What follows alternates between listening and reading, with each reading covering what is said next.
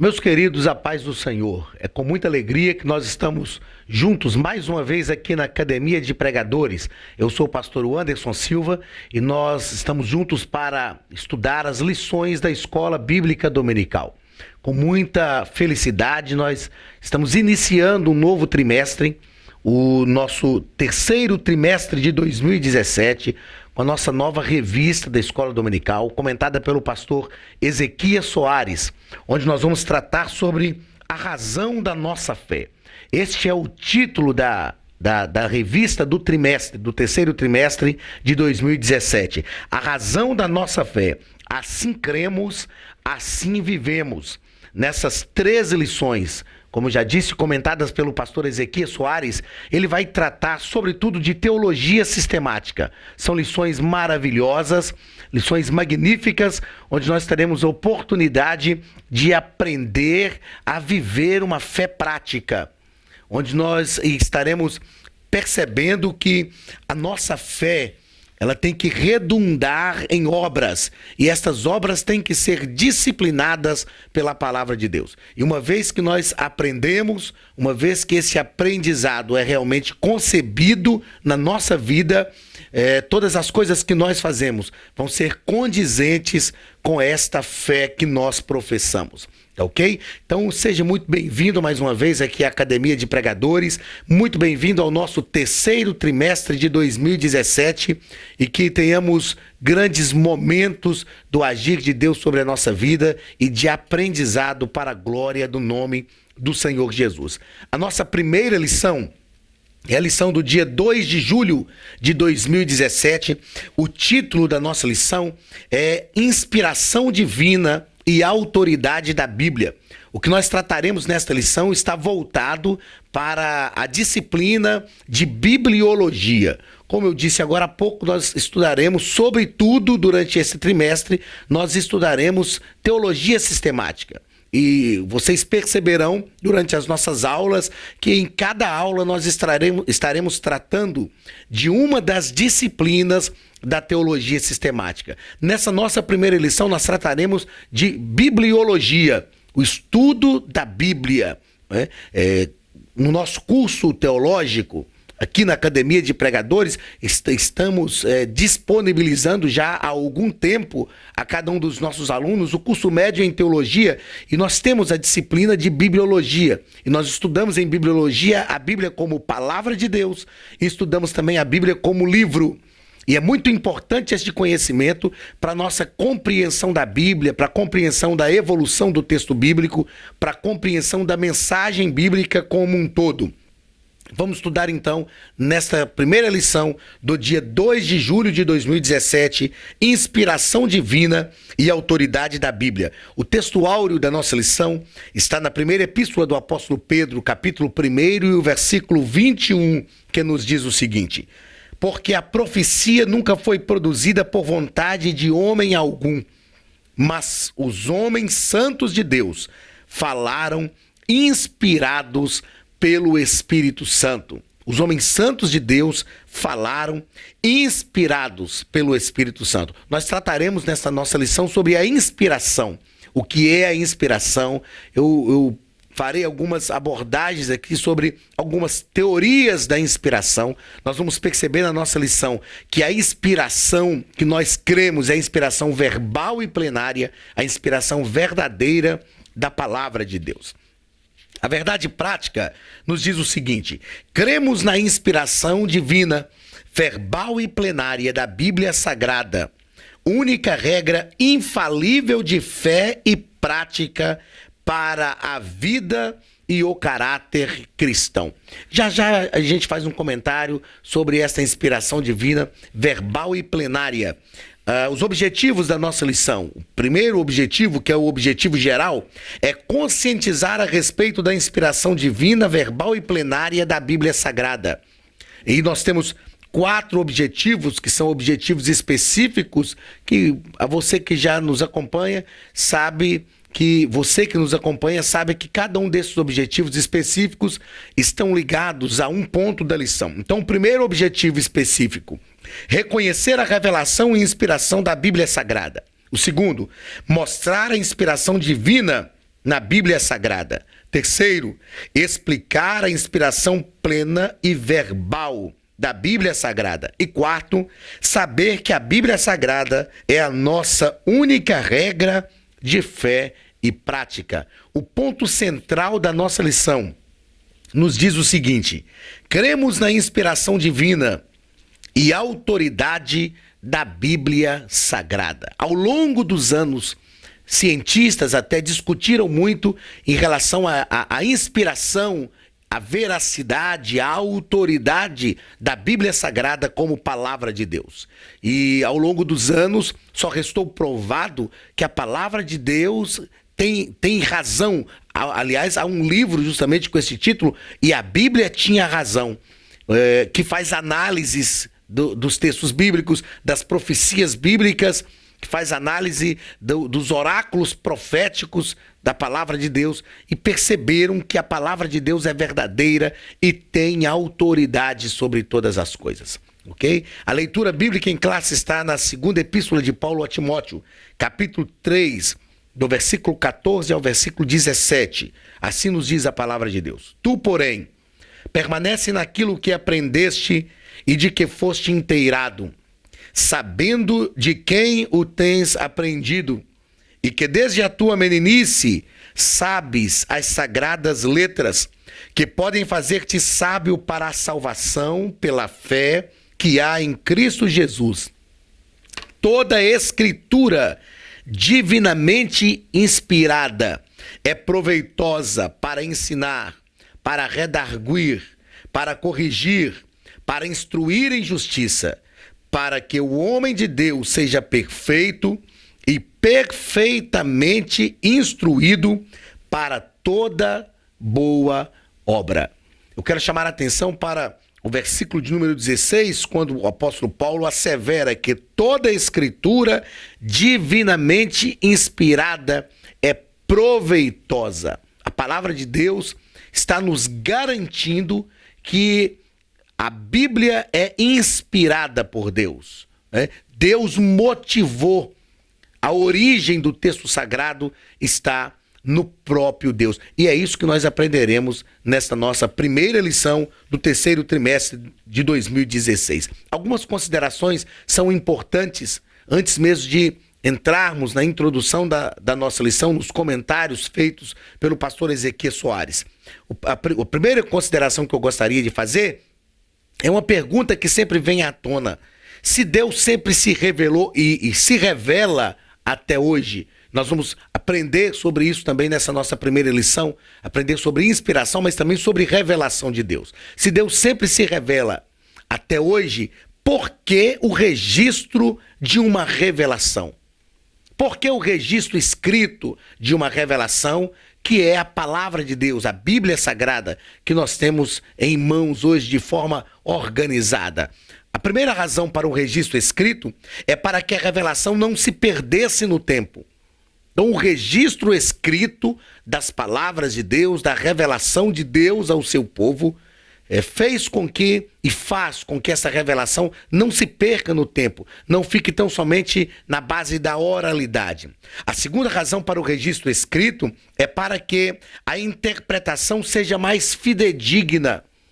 Nós sabemos que a sociedade moderna perdeu essa questão da oralidade, que eram as histórias que os nossos pais, nossos avós nos contavam, que eram transmitidas de pai para filho. Essa oralidade se perdeu.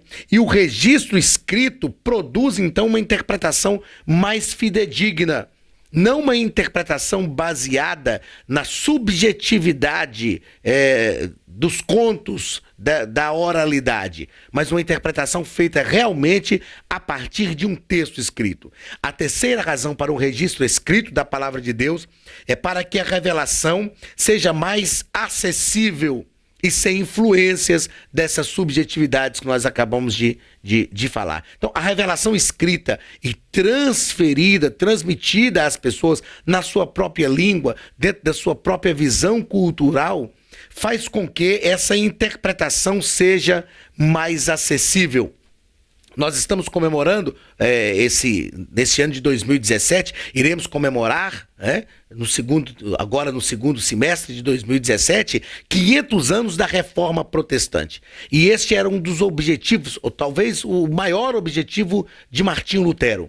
Era traduzir a Bíblia na língua das pessoas, nas línguas pátrias, na língua comum dos seres humanos, de cada civilização, de cada sociedade, para que esta revelação de Deus fosse mais acessível às pessoas. Outro ponto interessante a se considerar é que o próprio Deus foi o primeiro a fazer um registro escrito. Lá no livro de Êxodo, nós temos o próprio Deus dando as tábuas da lei a Moisés. Então, essa atitude de fazer um registro escrito da sua vontade para o seu povo partiu do próprio Deus. Aliás, ele mesmo preparou as primeiras tábuas da lei, escreveu nessas tábuas. Nós sabemos que Moisés quebrou as tábuas da lei, preparou outras 2 tábuas, mas o próprio dedo de Deus escreveu. Então, o próprio Deus envidou esforços para que houvesse verdadeiramente um registro escrito da sua vontade, da sua revelação para o seu povo. Como falamos, é importante fazermos uma abordagem sobre algumas teorias da inspiração bíblica. Quando estudamos bibliologia, nós aprendemos sobre isso. Teorias da inspiração.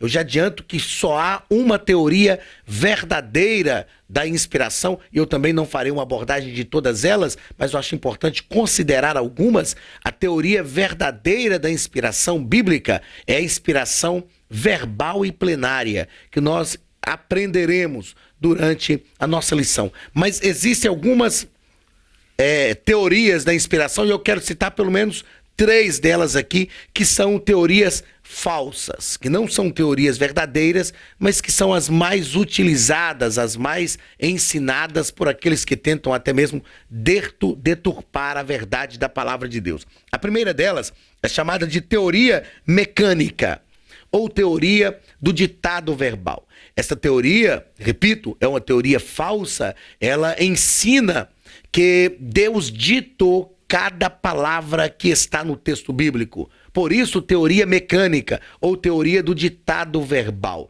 E nós sabemos muito bem, aprenderemos também durante a nossa lição, veremos, o pastor Ezequiel Soares fez esse comentário, que essa teoria é falsa porque a Bíblia tem cerca de 40 escritores que escreveram num período que vai de 1000 a 1500 anos. Cerca de 40 homens que escreveram, cada um voltado para a sua cultura, cada um voltado dentro daquilo que foi a sua própria formação, voltado para o contexto de vida onde eles viviam. E nós temos vários estilos literários na Bíblia. Nós costumamos falar, eu leciono bibliologia no curso de formação teológica, e eu costumo dizer, quando estou lecionando bibliologia, que a Bíblia é o maior compêndio literário, é a reunião é o maior compêndio literário do mundo, e é a reunião de vários estilos literários. Se esta teoria do ditado verbal ou teoria da inspiração mecânica fosse verdadeira, nós não encontraríamos tanta diversidade contextual, literária, diversidade nos seus estilos, como nós temos na Bíblia. Cerca de 40 escritores diferentes. Outra teoria da inspiração, que é também uma teoria equivocada, que é uma teoria falsa, é a teoria da inspiração parcial. Essa teoria ensina que algumas partes da Bíblia são inspiradas e outras não são. E essa teoria se firma no seguinte pressuposto: aquilo que os escritores escreveram a partir do conhecimento que eles já tinham, a partir do que eles estavam vendo acontecer, isso não é inspirado. E aquilo que eles escreveram sobre a influência da revelação de Deus, como os oráculos proféticos escatológicos, por exemplo, são inspirados. Eu repito, essa teoria da inspiração parcial é uma teoria falsa. O que nós vemos, que está na leitura bíblica em classe, aliás, na segunda carta de Paulo a Timóteo, capítulo 3, versículo 16, o apóstolo Paulo afirma a Timóteo dizendo: toda a Escritura é inspirada por Deus. Toda a Escritura é inspirada por Deus. Então, mesmo quando os escritores falavam daqueles fatos que eram fatos da vida cotidiana, falava daquilo que eles conheciam, eles falaram com uma propriedade, com uma autoridade espiritual. Falaram movidos pelo Espírito. E nós vamos aprender daqui a pouco, vamos perceber o que foi esta inspiração que é traduzida pelo termo grego theopneustos. Nós aprenderemos disso já já. A terceira inspiração, a terceira teoria da inspiração, que é falsa também, que eu quero trazer aqui ao nosso conhecimento, é a inspiração gradual. Percebam uma coisa, na inspiração parcial, os defensores dessa teoria falsa afirmam que partes da Bíblia são inspiradas e outras partes não. Lembrando que aquilo que os escritores falaram, escreveram, a partir do conhecimento cotidiano, de acordo com a teoria da inspiração parcial, que é falsa, não era inspirado. Aquilo que foi motivado por Deus, como os oráculos proféticos escatológicos, a teoria da inspiração parcial diz que era inspirado. A teoria da inspiração gradual afirma que toda a Bíblia é inspirada, porém algumas partes são mais inspiradas do que outras. Ou seja, ela vai fazer uma graduação de inspiração. Todas as coisas são inspiradas, mas algumas coisas são mais inspiradas do que outras. E nós sabemos também que essa teoria é falsa, porque toda a Escritura é inspirada por Deus e igualmente inspirada. Porque toda a Escritura tem o mesmo objetivo, e Paulo vai dizer disso aqui, olha, toda a Escritura é inspirada por Deus e proveitosa para ensinar, para redarguir, para corrigir, para instruir em justiça, visando o aperfeiçoamento das pessoas. Porque o versículo 17 nos diz, para que o homem de Deus seja perfeito e perfeitamente instruído em toda boa obra. Então, a teoria da inspiração mecânica ou do ditado verbal é falsa. A teoria da inspiração parcial também é falsa. A teoria da inspiração gradual também é falsa. Se você quer conhecer um pouco mais sobre isso e ainda não é matriculado no nosso curso médio em teologia, aqui na Academia de Pregadores, matricule-se. Inicie também este curso e com certeza o curso médio em teologia, através da disciplina de bibliologia, vai te dar um suporte para ministrar as lições desse trimestre. Muito bem, na introdução da nossa lição, o pastor Ezequiel Soares, ele nos diz que a Bíblia é a revelação de Deus escrita para a humanidade. Ele vai dizer ainda que a inspiração é um fato singular que ocorreu na história da redenção da humanidade. Então essa inspiração, nós entendemos, e eu disse aqui, o termo grego que traduz essa inspiração é theopneustos, que vem da junção de duas palavras gregas, que é xeos, que é Deus, mas pneuma, que é vento, e theopneustos, traduzido ao pé da letra, é o vento de Deus, mas a tradução mais própria para a inspiração bíblica de theopneustos é o hálito de Deus. Ou seja, Deus motivou tudo isso. E uma coisa fácil para a gente entender também, na questão da inspiração, que inspirar é colocar para dentro. Não é? Quando a gente vai ao médico, por exemplo, e ele diz inspire, a gente puxa o ar para dentro, e respire, que é colocar o ar para fora, porque aí nós completamos o processo respiratório, é um processo de respiração. Então, inspirar é colocar para dentro. Quando nós falamos, então, que os escritores sagrados escreveram inspirados por Deus, nós estamos afirmando que Deus colocou dentro deles a inspiração. Ou seja, eles escreveram motivados por Deus. Eles exteriorizaram isto de acordo com a sua cultura, de acordo com o seu conhecimento, de acordo com o ambiente em que eles viviam. Mas o que os motivou a escrever foi o hálito de Deus, o theopneustos, né? Alguns gostam de usar o termo a bafejada de Deus. Eu sei que esse negócio de bafo para nossa cultura não é um negócio muito interessante, mas uma das traduções seria isso, a bafejada de Deus, o hálito de Deus, aquilo que realmente motiva, né? É o theopneustos de Deus. E essa inspiração para os escritores que escreveram o texto sagrado foi única para cada um deles, e se fechou com o cano, com o fechamento do cano do Novo Testamento. Ok? Nós sabemos que hoje nós falamos inspirados por Deus, e tem esta mesma ideia. A mesma ideia de inspiração da palavra de Deus é a ideia que nós trazemos para os nossos dias quando nós afirmamos, fulano de tal pregou inspirado por Deus. Ou seja, ele pregou aquilo que Deus queria, motivado pelo Espírito Santo. Entretanto, a inspiração para a produção do texto bíblico foi uma inspiração exclusiva, direcionada para a produção do registro da vontade de Deus, o registro escrito da vontade de Deus. O primeiro ponto, o pastor Ezequiel Soares vai falar sobre revelação e inspiração. No primeiro parágrafo ele vai fazer uma abordagem sobre revelação e vai deixar claro que a palavra revelação vem do grego apocalipsis, que quer dizer tirar o véu, descortinar, mostrar aquilo que estava encoberto, trazer à tona, se revelar.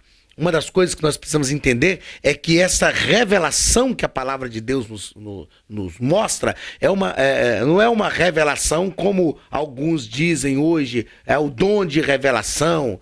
Não existe até esse dom na Bíblia, o dom de revelação. A Bíblia fala de diversos dons, dons espirituais, dons ministeriais, dons de serviço, e você nunca vai encontrar na Bíblia esse dom de revelação. Sem dúvida, Deus revela, Deus mostra as coisas, aqueles que Ele quer, de acordo com a sua própria vontade, para os seus próprios propósitos. Mas essa revelação que nós estamos estudando aqui, na palavra de Deus, é Deus se mostrando. Uma coisa importante para nós entendermos nesta revelação é que a revelação de Deus para o ser humano se dá em parâmetros humanos, porque Deus está se revelando para o homem. Então ele tem que se revelar de forma humana. A revelação de Deus se dá em parâmetros humanos. Outra coisa importantíssima para entendermos em relação a esta revelação de Deus é que o primeiro passo na revelação, quem dá é sempre o próprio Deus. Por mais que nós tentássemos descobrir quem é Deus, entendê-lo, percebê-lo, nós não conseguiríamos. Deus se dá a sua própria revelação. Ele se entrega, ele se revela. E nós sabemos também que a revelação de Deus na Bíblia, ela é progressiva.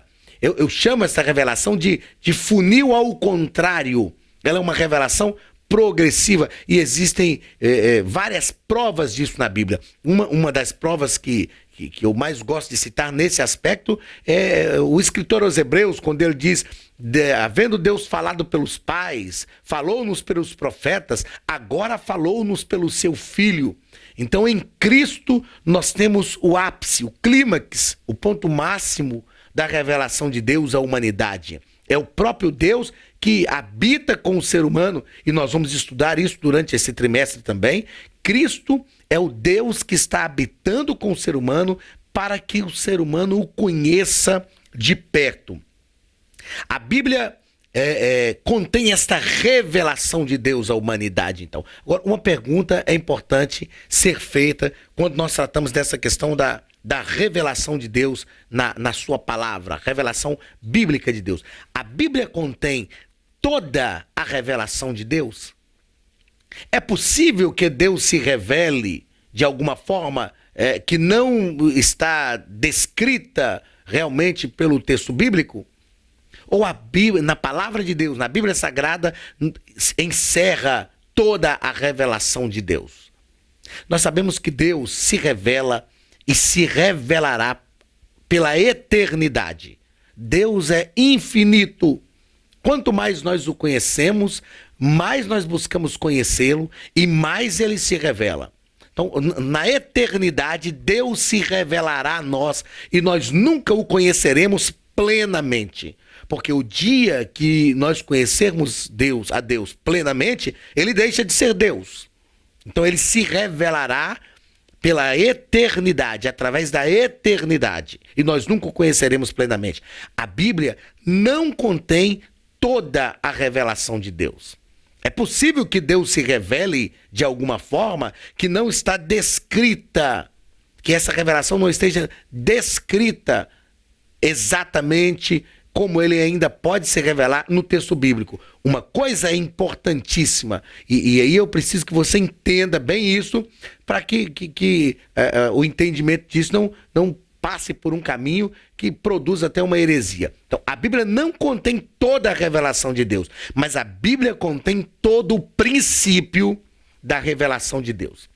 Se alguém se aproximar de você dizendo, olha, eu tive uma revelação de Deus magnífica, mas então conta, qual foi a revelação?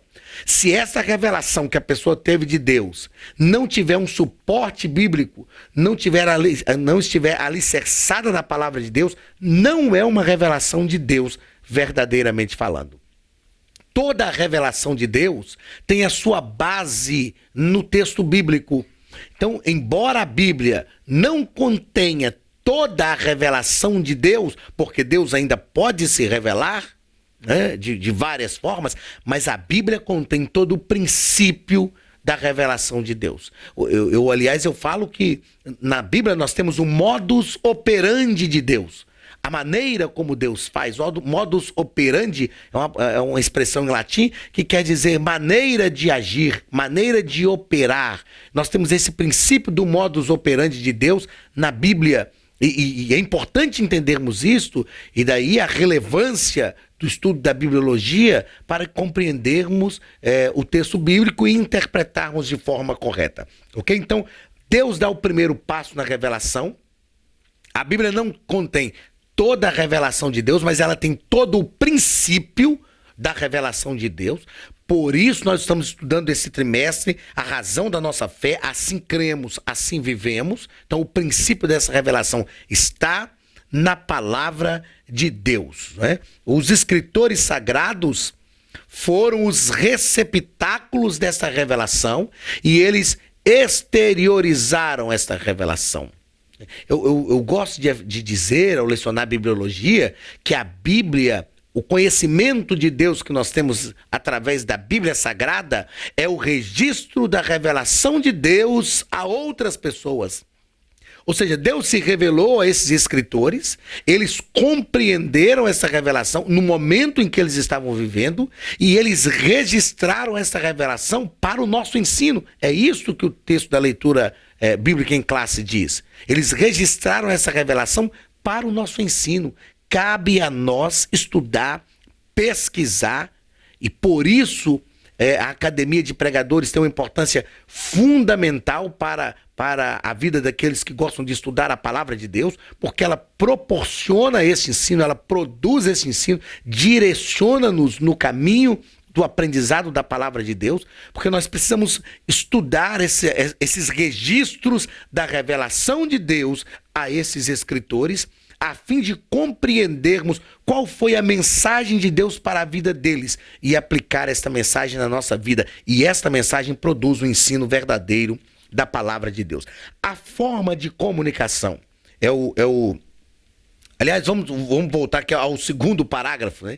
Que nós falamos no primeiro parágrafo a revelação e o segundo parágrafo a inspiração. Então a revelação, Deus se mostra, Deus dá o primeiro passo. E a inspiração, os escritores foram o receptáculo. Então, como eu já disse aqui no início, é como se Deus tivesse assoprado dentro deles a motivação para que eles escrevessem, que é o que nós chamamos aqui de bafejada de Deus ou o hálito de Deus, que estava motivando os escritores a escreverem. A forma de comunicação. Permita-me fazer uma ressalva. Eu acredito que você já observou que algumas vezes eu disse motivando os escritores a escreverem. Eu sempre tenho cuidado e me disciplino para não dizer a Bíblia teve 40 autores, a Bíblia teve cerca de 40 escritores, mas o autor é um só. Deus é o autor da sua palavra, o autor do texto bíblico. Os escritores foram aqueles que escreveram inspirados por Deus. Tá, ok? Então a Bíblia não tem cerca de 40 autores, a Bíblia tem um só autor, ela tem cerca de 40 escritores. Homens que foram usados por Deus para a produção do texto bíblico, do registro escrito da sua vontade. Então, o terceiro parágrafo deste primeiro ponto vai nos falar sobre a forma de comunicação. Como se dava essa comunicação de Deus no Antigo e no Novo Testamento. No Antigo Testamento, essa comunicação se deu por meio da palavra e da visão, do som e da imagem. Deus se mostrava, Deus, através da experiência pessoal de cada escritor, Deus estava se revelando a eles. No Novo Testamento, essa revelação se deu aos apóstolos, aos escritores, diretamente através de Cristo e também através do Espírito Santo. Então, os evangelhos, por exemplo, são registros da revelação de Deus através do próprio Cristo. Aí nós temos várias cartas, vários livros no Novo Testamento que foram dados através da ação direta do Espírito Santo sobre a vida dos escritores. Isso aqui é só para nós definirmos, diferenciarmos essa maneira de Deus falar com os escritores no Antigo Testamento e a maneira de Deus falar com os escritores no Novo Testamento. O segundo ponto vai nos falar sobre a inspiração divina. Então, a inspiração divina, nós já abordamos isso aqui, é o theopneustos. Isso significa que o texto sagrado foi soprado por Deus, já falamos isso de forma incisiva. O segundo parágrafo do segundo ponto vai falar sobre uma avaliação exegética, e aí o pastor Ezequiel Soares vai nos mostrar que existem duas traduções da segunda carta a Timóteo, capítulo 3, o versículo 16. Em uma tradução, o texto bíblico nos diz o seguinte: toda a escritura divinamente inspirada é proveitosa. E numa outra tradução nos diz que toda a escritura é divinamente inspirada e proveitosa. Então, quando as duas traduções são aceitas, mas a tradução mais própria, mais próxima do original é justamente essa segunda que nós falamos aqui. Toda a escritura é divinamente inspirada, porque se nós pensarmos que toda a escritura divinamente inspirada é proveitosa, a gente poderia concluir o seguinte: então existe escritura, existe alguma coisa que está no texto bíblico que não é divinamente inspirado? Entendeu? Toda escritura divinamente inspirada é proveitosa, mas existe a possibilidade de ter no texto sagrado, no texto sacro, alguma coisa que não é divinamente inspirada? Então, a tradução mais próxima seria: toda escritura é divinamente inspirada. Esse é o primeiro ponto. Nessa tradução, nós consideramos duas coisas. Primeiro, que tudo que está escrito no texto bíblico é divinamente inspirado. E segundo, tudo que é divinamente inspirado é também proveitoso. Ok? Terceiro parágrafo desse segundo ponto. O pastor Ezequiel Soares vai falar sobre a autoridade. A autoridade da Bíblia deriva da sua própria origem, o próprio Deus. Quando nós estudamos mesmo bibliologia a fundo, nós vamos perceber que dentre esses cerca de 40 escritores que às vezes não conheceram uns aos outros, que não leram escritos uns dos outros, existem alguns que leram, que acessaram, que são inclusive citados por outros escritores, mas a grande maioria não leu, não conheceu, não viveu no mesmo tempo. Eles escreveram realmente inspirados por Deus de forma tão profunda, e isso dá uma autoridade tão grande para a palavra de Deus, que um dos princípios da hermenêutica até, né, a arte de interpretar o texto bíblico, um dos princípios hermenêuticos é que a Bíblia explica a própria Bíblia e a Bíblia não confronta-se com a própria Bíblia.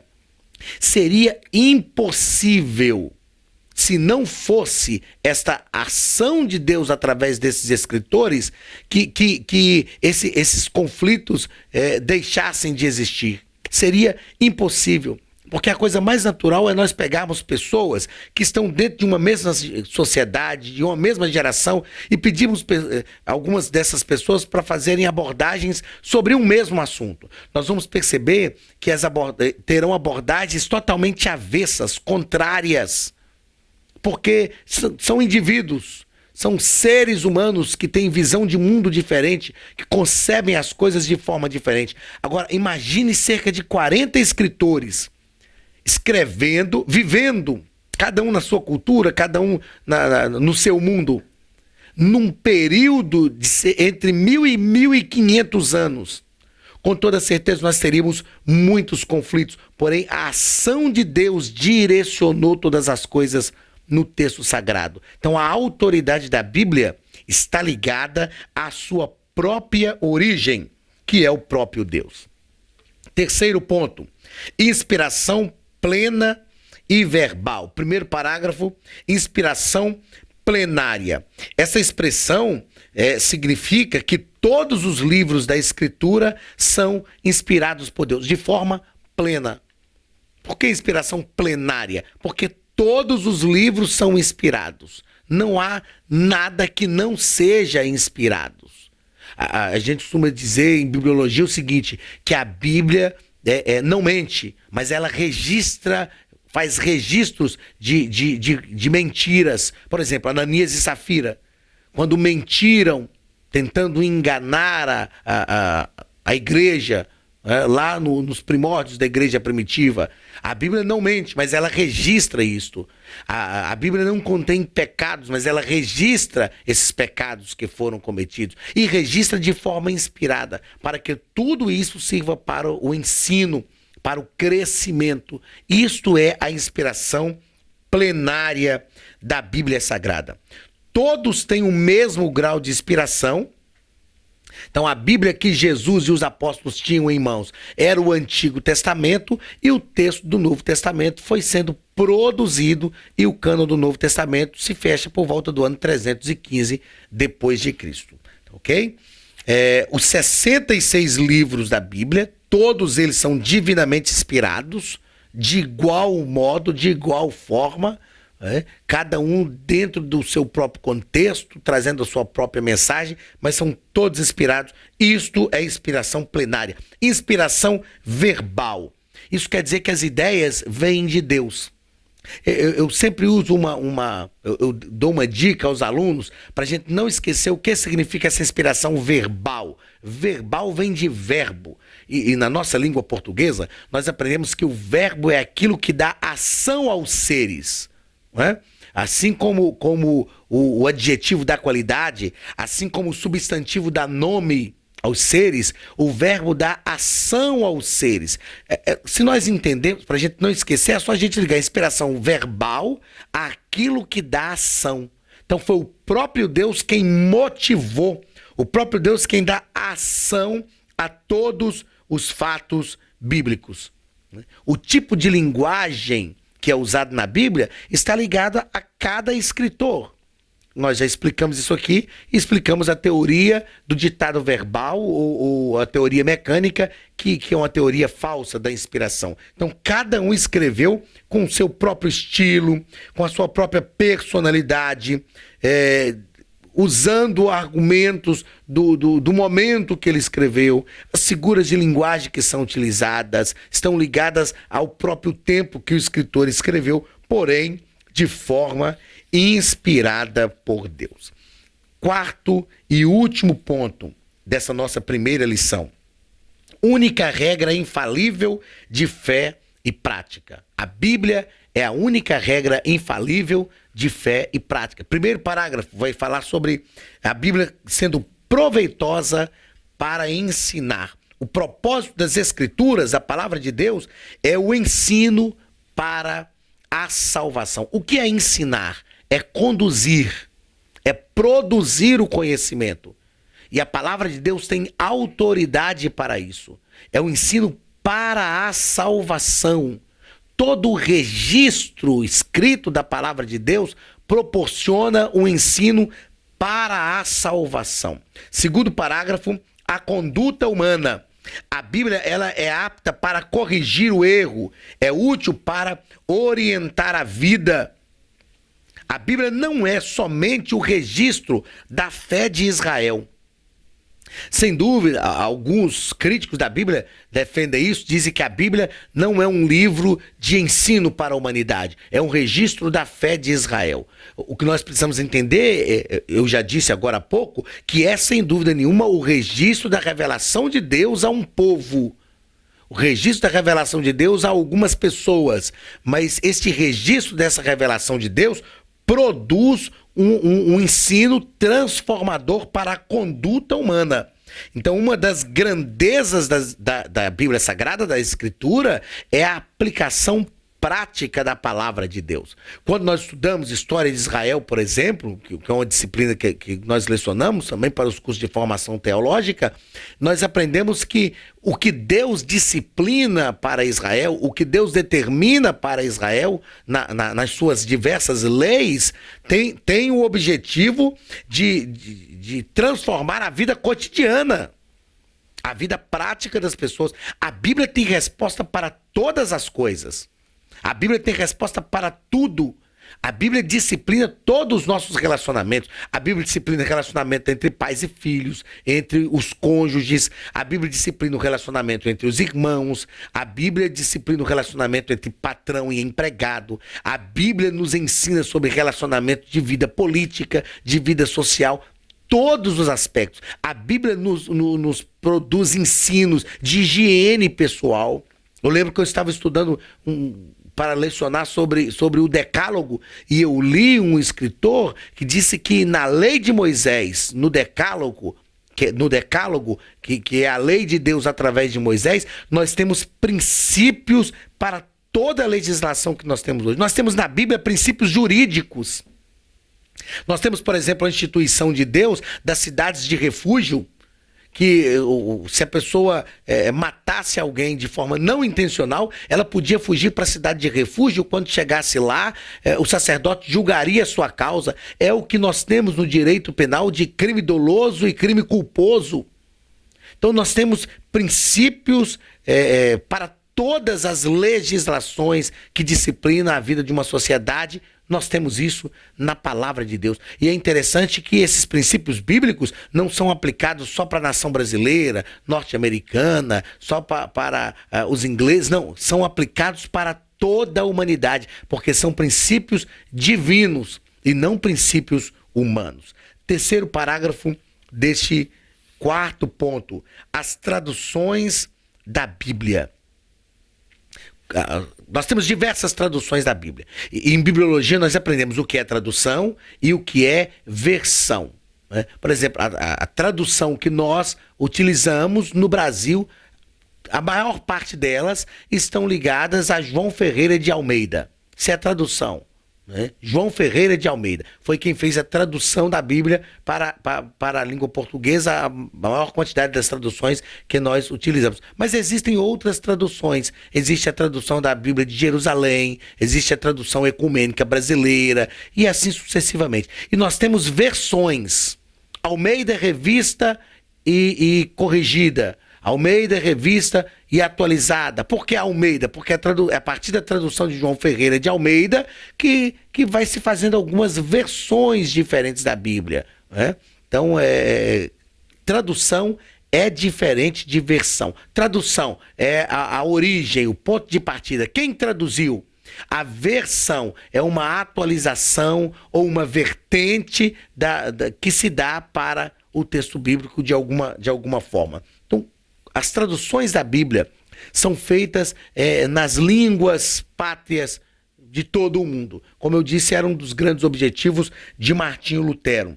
Porém, qual o idioma que essa Bíblia tem que ser pregada? Em hebraico, em grego e aramaico, que são as três línguas básicas originais da Bíblia: hebraico, Antigo Testamento, grego, Novo Testamento. Em ambos os testamentos nós temos porções do aramaico. Qual é a melhor versão, qual a melhor tradução da Bíblia? Aquela que é a língua de cada pessoa. Porque quando vai se fazer uma tradução, observa-se o contexto, a mensagem da palavra de Deus. Há uma grande dificuldade de fazer uma tradução, porque não se pode tão somente traduzir, fazendo uma tradução que nós chamamos de tradução ao pé da letra. Não se traduz tão somente palavras, se traduz a mensagem, as ideias. E eu gosto de usar para exemplificar isso, quando Jesus diz o seguinte: eu sou o pão vivo que desceu do céu. Por que Jesus está falando de pão? Porque o pão era a comida básica da mesa judaica. E ele está falando para os judeus. Para nós brasileiros é como se fosse o arroz e o feijão. Para os mineiros, por exemplo, que é a minha origem, é como se fosse o arroz e o feijão. Se eu até em tom de brincadeira, eu falo, se Jesus estivesse falando para um baiano, ele ia usar como exemplo a mandioca, a macaxeira, o aipim, e pelos diversos nomes que ela é chamada. Então não se traduz tão somente as palavras, se traduz a ideia, a mensagem. E essa tradução da palavra de Deus tem que chegar nas diversas línguas, para os diversos povos, nos diversos dialetos, para que a mensagem de Deus realmente chegue para transformar a vida das pessoas. Muito bem, meus queridos. Chegamos então ao final dessa nossa primeira aula, onde aprendemos sobre a inspiração divina e a autoridade da Bíblia. A Bíblia é inspirada. Toda a Escritura é inspirada por Deus e apta para o ensino, apta para redarguir, para ensinar a injustiça, para transformar o ser humano. E a autoridade da palavra de Deus está ligada à sua própria origem, que é o próprio Deus. Que Deus te abençoe e até a próxima semana na nossa segunda lição, para a glória do nome de Jesus. Deus te abençoe. Um grande abraço do pastor Anderson Silva, em nome de Jesus.